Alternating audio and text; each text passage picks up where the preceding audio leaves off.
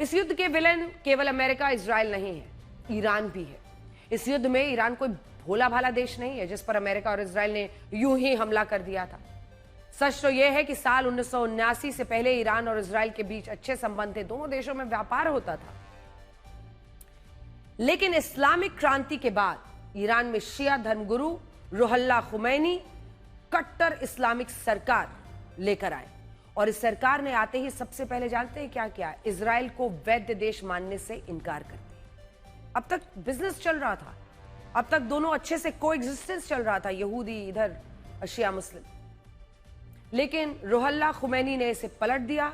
इस सरकार ने इजराइल के अस्तित्व को ही नकार दिया और इसके पीछे सबसे बड़ा कारण यहूदी विरोधी इस्लामिक मान्यताएं, दुनिया भर के मुसलमानों को समर्थन देना था। ईरान की इस्लामिक रिजीम दुनिया भर के मुसलमानों का खलीफा बनना चाहती थी। इसके लिए रुहल्ला खुमैनी ने सबसे पहले फिलिस्तीन का समर्थन किया और यह कहा कि इजराइल फिलिस्तीन की जमीन पर अवैध रूप से बनाया गया है। फिलिस्तीन का समर्थन करके रुहल्ला खुमैनी इस्लामिक जगत के नए रहबर बनना चाहते थे। ईरान की इस्लामिक सरकार का यह बयान इजराइल के लिए अस्तित्व बचाने की लड़ाई बन गया। यानी ईरान पर जो हमले हुए उसके बीच 1980 के दशक में ही पड़ चुके थे। मौजूदा युद्ध तो बस उस बीज से पैदा हुए नफरत के पेड़ का एक फल है जो दोनों देशों के लोगों की जान ले रहा है। ईरान का कट्टरपंथी इस्लामिक शासन विश्व के लिए, खुद ईरानी लोगों के लिए एक बड़ा खतरा है। इसीलिए देखिए, इस्लामिक देशों का खलीफा बनने की चाह ने ईरान को अमेरिका ही नहीं, कई अन्य यूरोपीय देशों का भी दुश्मन बनाया। इस वजह से ईरान पर कई तरह के प्रतिबंध लगाए गए। खाड़ी देशों पर जो इस युद्ध में उसने हमले किया उसकी निंदा तमाम यूरोप के देशों ने की। इन प्रतिबंधों ने ईरान को आर्थिक रूप से लंबे वक्त तक जो अमेरिका और यूरोप ने लगाया, उस आर्थिक प्रतिबंध ने ईरान को तोड़ दिया।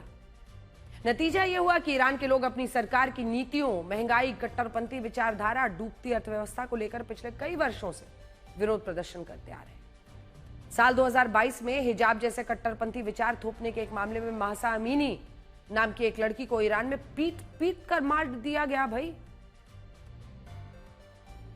इस घटना के बाद महिलाओं ने ईरान की इस्लामिक सरकार के खिलाफ जबरदस्त विरोध किया था, प्रदर्शन किए थे। इन प्रदर्शनों ने सैकड़ों लोग उसके बाद मारे भी गए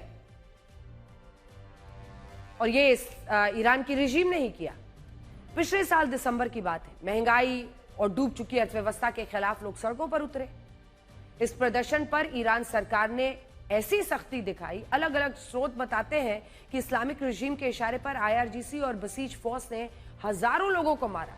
कुछ लोग 30,000 का आंकड़ा देते हैं कि 30,000 से ज्यादा प्रदर्शनकारियों को मार डाला। दावा है कि कई प्रदर्शनकारियों के सिर में सीधे गोली मारी गई।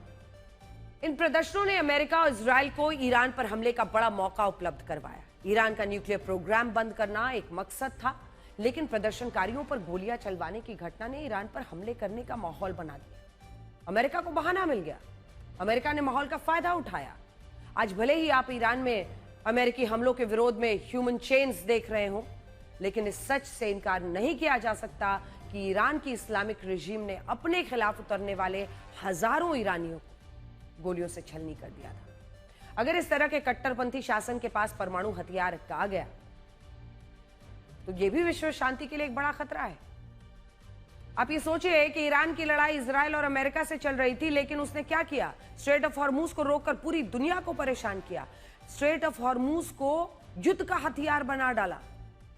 अनेकों देशों में तेल गैस की किल्लत। ईरान को मालूम था कि स्ट्रेट ऑफ हॉर्मूज का रुकना कई देशों के लिए भारी पड़ेगा, सब अमेरिका पर दबाव डालेंगे और ऐसी स्थिति में इस देश में ये देश जो प्रभावित होंगे युद्ध को रोकने के प्रयास में जुट जाएंगे। यानी ईरान ने स्ट्रेट ऑफ हॉर्मूज जैसे महत्वपूर्ण समुद्री मार्ग को, जिसे आम लोगों के लिए तेल और गैस जाता है, उसको अपने हथियार की तरह इस्तेमाल किया। आज उसी स्ट्रेट ऑफ हॉर्मूज से गुजरने वाले जहाजों से ईरान लाखों डॉलर की अवैध वसूली कर रहा है, क्योंकि उसे पता है कि हॉर्मूज कई देशों की ऊर्जा जरूरत की कमजोर नस है। सोचे, एक इस्लामिक देश जो पूरी दुनिया के मुसलमानों का नेता बनना चाहता हो, अगर उसके पास कोई ऐसी शक्ति आ जाए जिससे वो दुनिया को डरा सके, परेशान कर सके, तो क्या होगा? आज की तारीख में ईरान वही देश बन गया है। इसीलिए इस युद्ध का एक विलन ईरान भी है।